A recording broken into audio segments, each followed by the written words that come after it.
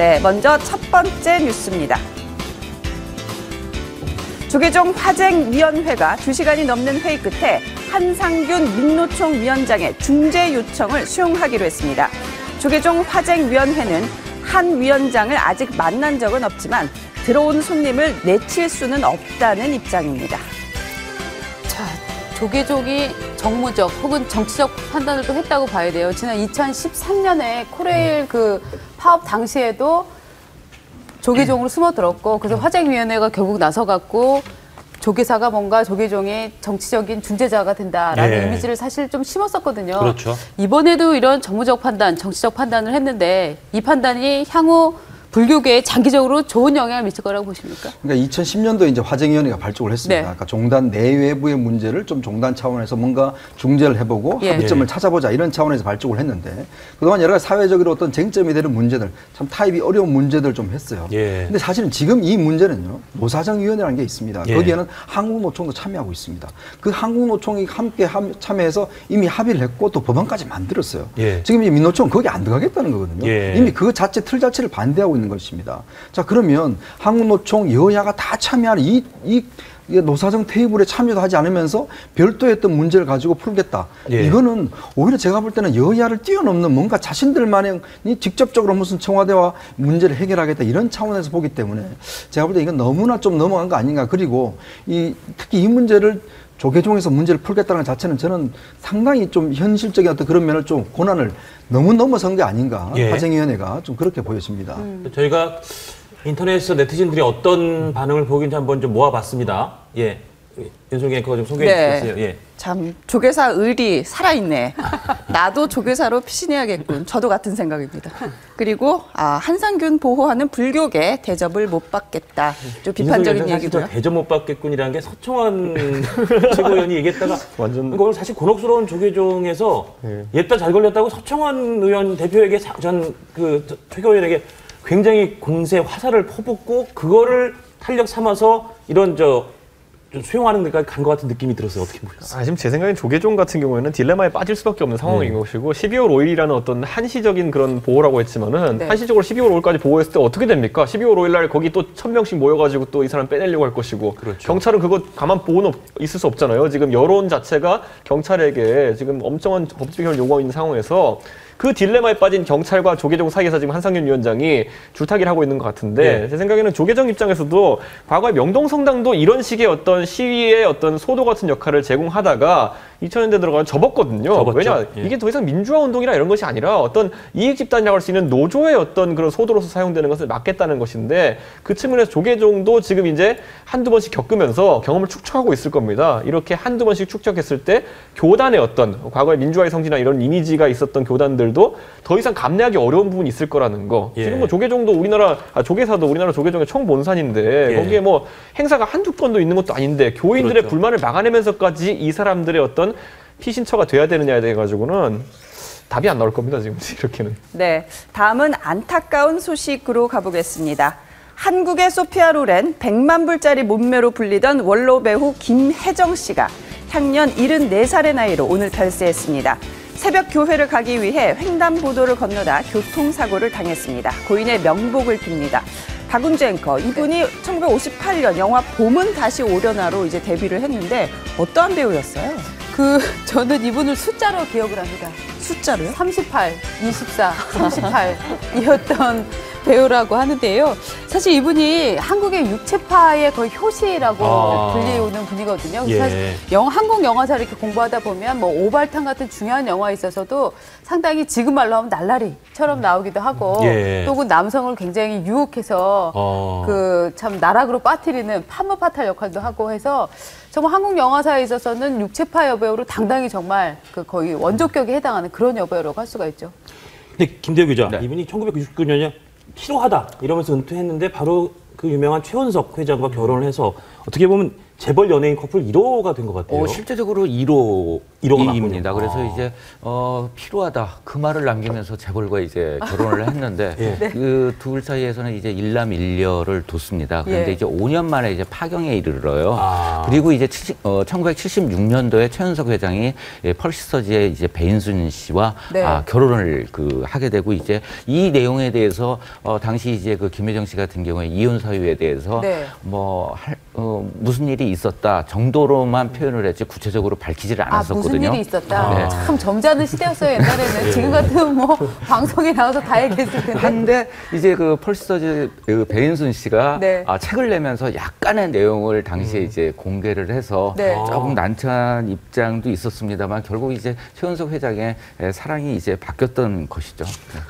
그럼 김혜정 씨는 이혼한 이후에 다시 이쪽 컴백을 하거나 영화 일은 안 하신 건가요? 전혀 이제 하지를 않았었고요. 그리고 이제 뭐 그 이혼 후에도 활동을 안 했었고 이제 굉장히 독실한 이제 기독교 신자로서 이번엔 사고도 이제 아침 교회에 새벽에 가시다가 이제 횡단보도에서 교통사고로 일을 당했습니다.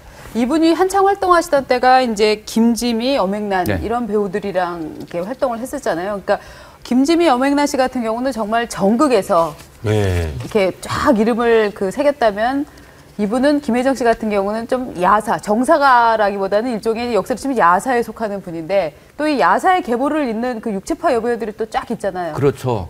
이제 어떻게 본다면 김혜정 씨가 효시라고 할 수 있고 정말 육체파 배우라는 단어가 처음 쓰여진 배우이거든요. 그 이후에 이제 안소영 씨가 1980년대 이제 에마 부인 시리즈 그리고 또 이제 이후에 이제 오수비 씨 그리고 이제 김부선 씨, 소비아, 강승미 씨 그다음에 또 찬란한 이름 나오네요. 그리고 이제 이보희, 나영희 씨로 이어지는 계보로까지 이어지는 게 바로 이제 육체파 배우들이죠. 저는 하여튼 정신 팔아서 육체파에 대해서는 몰랐는데 공부 잘했습니다. 말씀 듣다 보니까 오늘 돌아가신 분이 진짜 한국 영화계에 정말 한 획을 그었던 분이 돌아가신 거네요. 엄앵란 씨와 이제 김지민 씨 같은 경우에는 사실 이제 조금 귀여운 연기도 하고 그다음에 또 슬픈 연기도 하고 조금 장르가 다양했었는데 이 김혜정 씨 같은 경우에는 좀 육체파 배우다 이런 좀 이 비난 어린 시각도 있었고 좀 부정적인 그런 시각들이 좀 팬들 사이에서 존재했었다고 합니다. 그 당시에요. 네, 화면에서 정말 눈을 떼질 못하겠네요. 다음 소식입니다. 새누리당에 입당을 해놓고 야당 후보를 지지한 김만복 전 국정원장에 대해 새누리당 중앙윤리위원회가 내일 김만복 씨에게 직접 소명을 할 기회를 주기로 했습니다. 당은 내일 김 전 원장의 소명을 듣고 징계 여부를 재심사한다는 이 계획인데 어떻게 될까요? 글쎄요. 근데 하여튼 이 절차를 보면은요. 일단 억울하다는 얘기는 안 나오게 하겠다. 직접 와서 얘기를 해라. 그러나 빨리 끝내고 싶다. 이런 마음이 읽히지 않습니까? 실제로 근데 윤리위라는 게 지금 윤리위원장도 공석입니다. 지금 경대수 위원장이 원래 그 위원장 맡으셨는데 작년 말에. 그런데 충북 도당위원장 가시면서 그럼 내려놔야 되거든요. 그래서 이게 지금 공석 상태이기 때문에 윤리위 자체가 그다지 관심을 받는 상황은 또 아니었는데 절차를 빨리 진행시키는 거 봐가지고 뭐 면밀한 심사라기보다는 빠른 심사를 좀 추구하고 있는 것이 아닌가 이런 생각이 들고 있습니다. 이현정 의원님 어떤 결과가 나올까요? 하여튼 김만복 원장의 기행이 참 저는 어디까지 갈 것인지 참 관심인데 어차피 똑같은 결과 나올 걸로 봅니다. 왜냐하면 본인이 일단 이 행정적으로 이제 문제가 있으니까 처음에는 사실은 이게 새누리당이 처음부터 좀 잘못 대응을 했어요. 처음에는 우리 당이 잘 되니까 오신 거다. 뭐 이런 식으로 환영을 했다가 갑자기 이제 분위기가 이상하니까 이제 출당 조치를 한 거거든요. 근데 다시 이제 이것 자체가 행정적으로 좀 문제가 있다 해서 이제 본인의 소명을 듣는 것인데 아마 본인 생각에는 좀 계속 4월 총선 같이 좀 이렇게 논란을 일으켜서 총선 국면에서 무조건 하여튼 무소속으로라도 꼭 나가실 걸로 보입니다. 지금 이미 그리고 부산 지역 같은 경우에는 뭐 새누리당 세가 그렇게까지 강하진 않아가지고 해봤자 55대 45 정도의 당세를 가지고 있기 때문에 만약에 김만복 원장 같은 경우에는 지금 출마가 예상되는 기장군에 가서 만약에 무소속도 등록하고 또 이렇게 한다고 하면은 실제로 새누리당 입장에서 상당히 피곤한 상황이 발생할 수 있습니다. 그렇기 때문에 여론의 김만복 원장이 그쪽 출신이기도 하고요. 그러다 보니까 예를 들어 또 선거 국면에서 그때 가서 영향 끼치는 것보다는 빠르게 어떻게 이 국면을 정리하는 것이 옳다. 그래서 이렇게 움직이는 것 같습니다. 네, 다음 이슈로 가보겠습니다. 충남 보병 사단의 한 20대 대위가 24만 원어치 군용 휘발유를 빼돌렸다가 군복을 벗게 됐습니다. 횡령은 명명백백한 범죄지만 범죄 액수가 소액이다. 또 표창을 16번이나 받은 유능한 군인이란 점에서 안타깝다는 반응도 나오고 있습니다. 김대구 지금 윤수리가 얘기한 것처럼 표창도 많이 받았고 보니까 자기 승용차로 업무를 볼 때는 게 많으니까 약간 보상 심리로 자기 승용차에다가 휘발유, 군용 휘발유를 넣었다. 이런 부분도 아니 뭐 잘못한 거지만 왜 그럴 만한 일이 있었겠다 싶기도 하고 좀 전 사장이 안타까워 보여요. 네, 조금 이제 내부 고발자에 의해서 이제 고발을 당한 케이스인데요. 이 한 사병이 이제 일과 중에 생활관에서 잠을 자서 이제 좀 야단을 쳤었는데 바로 병사가 이제 내부 고발자였던 것입니다. 그리고 또 이제 이 휘발유를 또 이제 사병들에게 시켜서 통에 담아가지고 이제 자기 차에 넣곤 했었는데 그 총량이 이제 한 300리터 정도가 돼요. 얼마죠, 그러면? 그러니까 이제 우리 주유소에 넣는 가격으로 따지면 한 45만 원, 1,500원, 리터당 1,500원으로 하면 45만 원인 거고, 이 군용과 같은 경우에는 면세유이기 때문에 23만 9,140원이라고 합니다. 근데 이 돈을 이제 잘못을 뉘우치면서 다시 군에 내놓았어요. 그런데 이제 군에서는 이러한 것들이 굉장히 엄격하게 해야 된다. 안타깝지만 어쩔 수 없이 옷을 벗어야 된다. 이렇게 판단을 내린 것 같습니다. 그리고 이제 전산을 조작을 했다. 컴퓨터 망에 들어가서 뭐 했다는 부분에. 근데 이제 조금 이분과 같은 경우에 실수를 할 수 있는 부분이, 이 면세유 같은 경우에는 이제 군용에서 쓰는 거하고 일반에서 쓰는 거하고 색깔이 틀리거든요. 휘발유하고 경유의 색깔이. 그리고 이제 농어촌에서 쓰는 이제 경유나 등유에 대해서 색깔이 틀려서 거의 뭐 이제 예전에는 이제 군대에서 휘발유 빼돌려 가지고 다른 데 팔곤 했었는데 지금은 이제 거의 불가능한 상황이거든요. 하기 때문에 뭐 이걸 갖다가 금전적인 이익을 취하기 위해서라기보다는 정말 본인이 표현한 대로 좀 보상 심리가 작용하지 않았나 싶습니다. 근데 이제 방산비리 규모를 보면 수천억, 수백억 나오다가 24만 원 갖고 얘기가 나오니까 이거 만만한 사람들만 너무 이렇게 일벌백계 하는 뭐 이렇게 쇼를 하는 거 아니냐 하는 느낌도 좀 들거든요. 아마 이제 군 차원에서는 이제 물론 이 한 분의 문제겠지만 또 사실 이런 비리들이 좀 굉장히 만연해 있을 수도 있거든요. 사실 이제 군에서 조금씩 이제 빼내서 쓸 수 있는 것들이 이제 그렇기 때문에 아마 군에서는 좀 일벌백계 차원의 징계를 한 것 같은데, 아무래도 보면 이제 이거 뭐 다 모아봤자 사실 배 한 척 뭐 이렇게 잘못하면은 그걸로 뭐 다 하지 않습니까? 이제 그런 문제이기 때문에 사실 군에 대한 좀 불신들을 좀 더 가중시키고 있는 것 같습니다. 그런데 이게 사실 뭐 대위니까 지금 휘발유 빼돌리는 정도로 끝나고, 예를 들어 이분이 엘리트 장교라고 또 하니까 우리 지금 뭐 해군 참모총장 이런 분들도 엘리트 장교 출신으로 올라갔더니만은 뭐 속된 말로 배를 해먹고 이런 거 아닙니까? 그러니까 그런 것처럼 이분들이 만약 올라가가지고 나중에 이 버릇이라는 게 또 유지돼가지고 또 더 큰 일에 손대게 됐을 때 국민들이 신뢰할 수 없는 부분도 있기 때문에 실제로 북한군 같은 경우에는 장교들이 워낙 썩었기 때문에 자료상 편제된 군대 숫자와 지금 실제 군대 숫자도 안 맞는다고 하잖아요. 장비 숫자도 하나도 안 맞고 김정은이 가보니까 전투기가 이거밖에 없어 이렇게 말하는 상황도 많다고 하는데 그런 것들 좀 피하기 위해서라도 일벌백계하는 것도 일리가 있다는 생각이 듭니다. 네, 24만 원의 군인 인생 끝낸 이 대위에 대한 두 분의 10초 생각 들어보겠습니다. 저도 회사 볼펜, 회사 지우개 이런 거 좀 조심해야 되겠어요.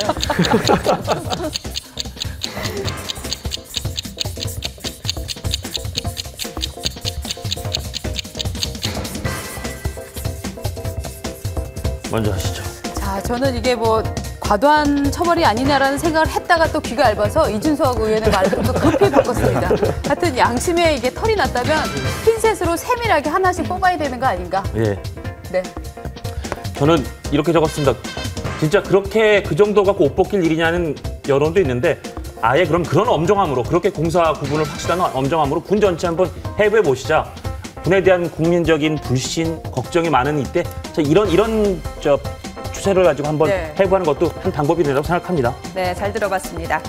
가수 장윤정 씨의 어머니 육흥복 씨가 딸의 비리를 폭로했습니다. 딸이 음주운전 사고를 냈고 남동생이 운전한 것으로 처리를 해서 보험금도 받아냈는데 정작 방송에서는 차도 없다며 장윤정 씨가 거짓말을 했다는 얘기입니다. 갈 때까지 가겠다는 육흥복 씨, 정말 대단합니다. 먼저 네티즌들의 반응 먼저 보고 얘기 나눠볼까요? 자, 저거는 이제 육흥복 씨가 본인의 또 위안부 발언 그렇죠. 한 걸 갖고 이제 했던 건데요. 자, 저는 지금 그 육흥복 씨가 오늘 이제 또 한 폭로가 그러니까요, 오늘 상당히 충격적인 폭로고 그렇죠. 이제 직접적인 이제 폭로전으로 어떻게 본다고 이 폭로를 예고를 했었죠. 예, 뭐 딸에 대해서 분명하게 경고를 계속적으로 한 거였죠. 사실 어제 기억나는 게 그 육흥복 씨가 장윤 씨한테 이렇게 자꾸 물타기식으로 해명하고 이러면 너의 장윤정의 대국민 사기극을 밝히겠다. 밝히겠다. 그렇게 안 되길 바라지만 정말 협박처럼 들렸는데 실행이 옮겼어요. 네, 그러니까 이제 그 장윤정 씨가 거짓말한다는 거를 갖다가 표현하기 위해서 이제 차도 없고 보석도 관심이 없다. 이렇게 그 장윤정 씨가 예전에 했던 말에 대해서 반박을 하면서 이제 장윤정 씨가 일제 승용차를 타고 다녔는데 마음에 드는 차량이 있어가지고 그 차를 샀는데 연예인 DC로 해서 한 8천만 원짜리 차를 1,000만 원 DC를 해서 샀다. 네. 그 정도로 차에 대해서 욕심이 있다라고 표현을 했고 그러면서 이제 장윤정 씨가 차를 뽑은 지 얼마 되지 않아서 만취 음주 사고를 개포동에서 냈고 이를 목격한 이제 세차장과 경비원에 대해서 입마금을 어머니인 자신이 이제 여러 가지 선물을 주면서 입마금을 했고 대신해서 이제 이번에 문제가 되고 있는 남동생이 이 운전을 했었던 것처럼 처리를 해서 이 보험 처리를 받았다. 이런 내용을 폭로를 한 거죠. 그러니까 지금 그것도 사실은 일단 유쿤복 씨의 주장이니까 저쪽 반대쪽 그 얘기를 들어봐야 되지만 이렇게 얘기하고 있답니다. 오늘 이런 얘기들은 10억 빚의 진실의 전초전에 불과하다. 윤정이가 늙은 할미에게 화해의 손을 내밀지 않는다면 계속 진실을 밝힐 것이다. 오늘이라도 윤정이가 전화하기를 학수고대한다. 세상에 어떤 그 어미가 딸이 한없이 추락하는 것을 바라겠는가. 바라는 것 같은데. 글쎄요. 아니 정말 저는 이게 모골이 송연하다는 느낌이 듭니다. 글쎄요. 장윤정 씨 측에선 그래서 지금 그 차 사고가 난 것을 AS를 네가 좀 맡겨라라고 동생에게 부탁했을 뿐이다. 이런 식으로 허위 사실을 계속 유포하면 법적으로 대응을 하겠다라고 지금 입장을 밝혔는데요. 그러니까 어떻게 본다면은 그 장윤정 씨가 그 상황에서 그렇게 머리를 굴려서 남동생 네가 해 뭐 이런 식으로는 하지 않았을 것 같다는 느낌이 들어요. 근데 뭐 어차피 이제 좀 따져봐야 되겠지만 이 부분에 있어서는 저도 사실 이게 그 어머니가 이제 진짜 폭로전에 들어갔기 때문에 참 굉장히 힘든 상황이지 않을까 하는 생각이 들어요. 그리고 제가 이 말씀을 드리면 정말 그 유쿤복 여사께서 매우 화를 내시겠지만 저는 유쿤복 여사의 전략이 북한의 벼랑 끝 전략이랑 상당히 비슷하지 않나. 거의 자폭 전략이랑 비슷하지 않나라는 느낌이 드는데요. 달랬다가 다시 공격했다. 그 수위가 점점 높아지는 것을 봤을 때는 그러니까는 어쨌든 그 서로의 타협이나 이 화해나 아니면 뭐 서로의 협상 이런 부분은 없고 장윤정 씨 보고 일방적으로 두 손 다 들어라. 이런 그 입장인 것 같아요. 아니 그럼 뭘 원하는 겁니까?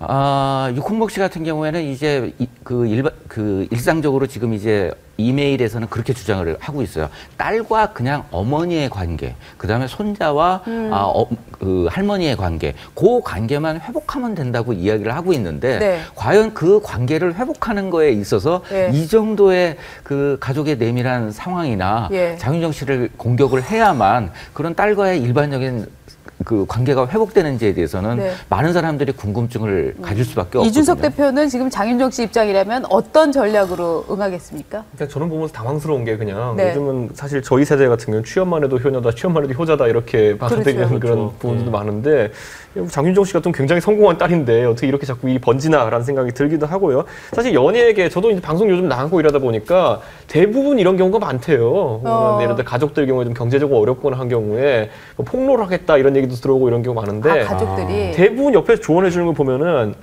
한 번에 그치는 사람 또 없다 이런 식으로 나오거든요. 그러니까 이분이 말이라도 유쿤복 씨가 경제적 어려움이 있다고 해서 분명히 장윤정 씨가 처음에 부조를 어느 정도 했을 것이고 그런데 그 부조가 가능하다 알게 되면은 또 그 다음에 또 다른 부조를 기대하고 이런 것들이 있는 것 같은데 뭐 지금 10억 빚이나 이런 것들은 진실관계 뭐 더 발표가 봐야겠지만은 장윤정 씨 입장에서도 제 생각에는 여기에 대해 가지고 지금 무시 전략을 취하고 있긴 한데 제 생각에는 글쎄요 가족 간의 대화라고 이렇게 극하기보다는 이제 좀 끊는 전략으로 나가야 되는 거 아니냐. 예를 들어 법적으로 끊는다든지 아니면 아예 이런 것들에 대해 가지고 자기도 알고 있는 걸 다 건조하게 공개해 가지고 언론 뭐 대외적으로 이제 여론의 뭐 어떤 판단을 받는다든지 이렇게 나가야 되지 않을까 싶습니다. 저희가 이 유쿤복 씨가 어머니가 아니라 협상 전략가로 얼마나 뛰어난 사람인지 세 가지로 정리를 해봤습니다. 네, 첫 번째 볼까요? 반복성. 했던 얘기 또 하고 또 하고 또 하고. 그렇죠. 네. 그리고 이제 계속해서 이슈를 그 자기 중심화하고 있거든요. 예. 그러니까는 장윤정 씨가 어차피 대응을 안 할 것이라는 생각을 가지면서 네. 주기적으로 계속해서 이제 그 자신의 입장 네. 그런 것들을 언론사에 배포를 하면서 네. 이슈가 사그러들지 않도록 하는 그런 그렇죠. 전략을 가지고 있는 것 같아요. 그리고 또 이 수위가 이 기자들의 속성이 있잖아요. 네. 앞에 얘기했던 것보다 좀 미약하면 뉴스가 잘 안 되니까 갈수록 수위가 높아진다 하는 것도 어떻게 보면 협상 전문가로서의 이게 참 트레이닝을 받은 분처럼 조금 이제 테크니컬한 부분까지 전개되고 있어요. 그러니까 뭐 과거에도 뭐 여자 이제 앵커였던 사람에 대해서 폭로를 하면서도 뭐 구글 계정을 이용한다거나 이런 것들이 있었잖아요. 근데 이번 거 같은 경우에 국내에 없었던 네. 폭로 양식이 동원이 돼요. 웹하드를 열어놓는 그렇죠. 거예요. 그래서 이제 그 비밀번호만 아이디어 비밀번호만 알면 그 언론에 근무하는 사람이나 모든 일반인들이 접근하게끔 해놨거든요. 예, 예. 그리고 마치 그 폴더 하나에는 또 다른 비밀번호를 설정을 해서 거기에는 뭐가 더 들었을까 이런 궁금증까지 자아내게 하는 네. 그런. 그럼 진짜 장윤정 씨 측에서 느끼는 그 압박감이라든지 그거 뭐.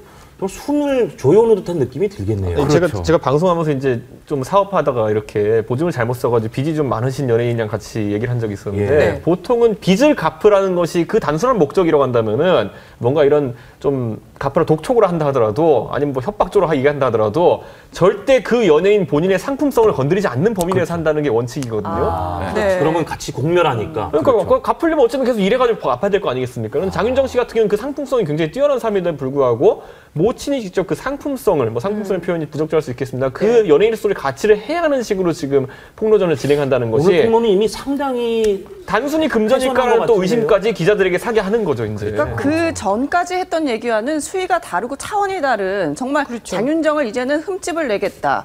뭔가 새로운 국면으로 접어든 것 같은 그런 생각도 드는데 오늘 이 멘트가 진짜 다시 한번 반복을 하면 오늘 이 재교의 진실은 10억 빚 진실의 전초전에 불과하다. 그러니까요. 윤정이가 늙은 할매에게 화해의 손을 내밀지 않는다면 계속 진실을 밝히겠다. 무섭지 않습니까? 세상에 어떤 그 어미가 딸이 한없이 추락하는 것을 바라겠는가라는 얘기는 바꿔 말하면 지금 정도가 아니라 한없이 더 추락시킬 수 있어. 네. 똑똑히 알아둬라는 얘기잖아요. 예. 저런 차라리 더 이상의 화해는 네. 어려울 것 같아서 장윤정 씨 측에서 조금 그 독한 마음을 먹고 그 이 명예훼손이나 아니면 그런 부분에 있어서 좀 법률적으로 어머니이긴 하지만 하는 것이 다른 가족들 그러니까 이제 뭐 남편이든 아니면은 아들이든 그 다음에 또 아버지든 이혼을 하셨지만 이제 그런 관계를 유지하는 거에 있어서 근데 지금 사실 이 얘기들이 뭐 상당 부분 뭐 사실이 아닌 부분도 섞여 있겠지만 진실에 일단은 여기 좀 묻어 있다면 어쩌면 이것 때문에 폭로가 돼서 장윤정 씨가 지금 방송이나 이런 걸 잠깐 접어야 되는 상황이 생길 수도 있는 거 아닌가요? 그렇죠.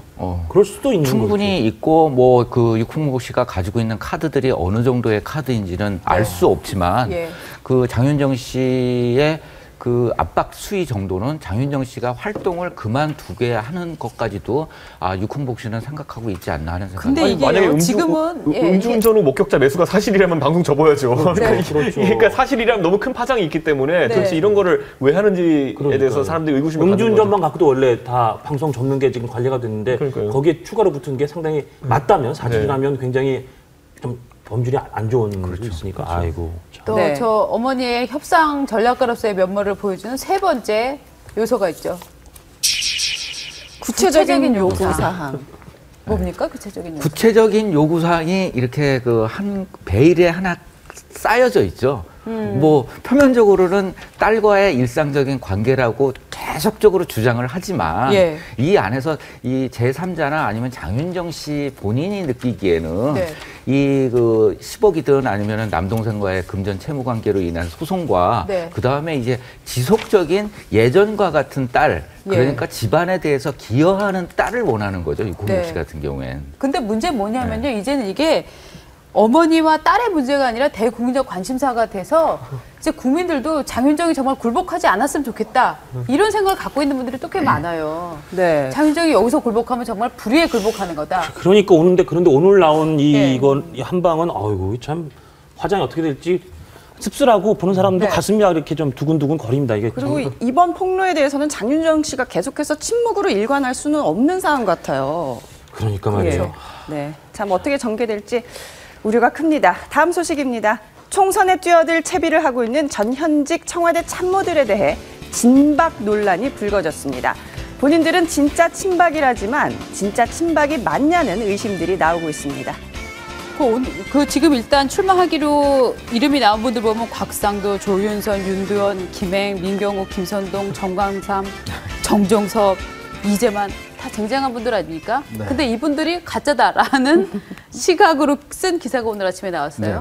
네. 예. 그러니까 저는 처음부터 이런 이야기가 좀 있었습니다. 네. 사실 이분들 중에서 청와대 사실상은 쫓겨난 분들도 있고 문제가 돼서 나간 분들 사실 청와대 있을 때 잘해서 나간 분들이 아니거든요. 네. 그러니까 이 역할을 하다가 보면 결국 사람 누군지 찍어서 말씀해 주실 수 있어요? 제가 개인적으로 무슨 원한 사람이 없습니다만 어쨌거나 이게 지금 대통령께서 사실은 이 의혹들을 좀 불러일으킨 측면들이 있습니다. 왜냐하면 진실된 사람 이야기를 하시고 바로 옆에 장관들을 쭉 배석해놓고 그렇죠. 이야기를 하셨고 또 정종섭 장관이 아주 이례적으로 장관은 사실 퇴임할 때 그냥 나가면 됩니다. 그냥 사표 그냥 나가면 되는 건데 굳이 본인이 기자회견을 해서 굳이 그때 또 유승민은 그 아버님 장례식 있을 때 한 것 자체를 보면 이거는 뭔가 대통령이 좀 찍어서 내려버리는 거 아닌가. 최근에 청와대 관계자 만난 이야기도 자기들도 좀 의아스러웠다 그래요. 어떻게 왜 장관이 저런 식으로 대통령도 계신데 저런 식으로 장관이 기자회견을 하고 그만두는 건 자기도 처음 본다는 이야기를 하더라고요. 그만큼 그런 것들을 보면 좀 뭔가 대통령의 뜻이 있다는 의미고 거기서 이제 결국은 대통령이 저 사람은 나의 진실된 사람이다. 내려보낼 사람이다라는 하나의 신호로 볼 수가 있겠죠. 그러면 대통령이 진짜 이 사람은 내가 보낸 사람이 아닌 사람들도 지금 가서 자처하고 있다는 거 아니에요? 그렇습니다. 그 사람들은 어떻게 일단 유권자들이 감별하면 될까요? 그러니까 아마 조만간 좀 그런 저는 액션이 좀 있을 걸로 보입니다. 왜냐하면 청와대에서 그냥 이걸 놔둘 것 같지는 않고. 그러니까 보면 뭔가 어떤 형태를 또 왜냐하면 또 직접 개입하면 안 되거든요. 그렇죠. 선거 개입 안 되기 때문에. 그러니까 조금 청와대에서 감별법을 좀 쓰지 않겠는가 그렇게 보입니다. 그 시그널이 굉장히 중요한 것이 예전에는 박 대통령의 사진이 있느냐 없느냐 때문에 친박을 가렸던 적이 있었거든요. 그래서 출마 예정자 중에 사진이 없어가지고 뛰어 올라와가지고 갑자기 잠바 입고 찍은 사람도 있어요. 그런데 지금 대통령께서 그런 걸 못하지 않습니까? 그러다 보니까 출마 선언문들을 이제 사람들이 살펴보면은 예를 들어 이재만 동구청장 같은 경우도 출마 선언문에 보면은 진실한이라는 표현을 썼거든요. 그런데 이런 표현들은 누구나 남용할 수 있는 표현들입니다. 그러다 보니까 청와대에서 이걸 어떻게 가릴지가 해가지고 식별표를 어떻게 만드는지도 하나 관심사로 이제 되고 있습니다. 네.